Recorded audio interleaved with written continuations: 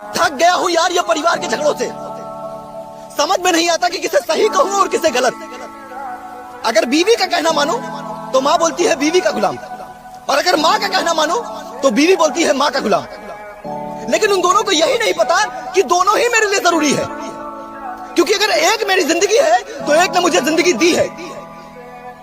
कभी कभी मैं सोचता हूँ कि जब एक बेटी गलती करे तो फिर चाहे कुछ भी हो जाए माँ उसे माफ कर देती है, लेकिन जब वही एक बहू गलती करे तो फिर वही सासू माँ उसे माफ क्यों नहीं कर पाती है। और जब एक माँ गलती करे तो फिर चाहे कुछ भी हो जाए बेटी उससे रिश्ता नहीं तोड़ती है, लेकिन जब वही एक सासू माँ गलती करे तो फिर वही बहू उससे रिश्ता क्यों तोड़ने लग जाती है। जिंदगी प्यार देने और लेने का नाम है, और मेरा मानना यह है कि इस दुनिया का आने वाला कल भी झूठा है और बीता हुआ पल भी झूठा है। अगर कुछ सच है तो वो है आज, और हमारी जिंदगी का बीतता हुआ हर एक सेकंड हमें उस दलदल की ओर ढकेल रहा है जहां हमें पछतावे के सिवा कुछ हाथ नहीं लगेगा, जहां हमारे माँ बाप भाई बहन तो होंगे लेकिन सिर्फ यादों में।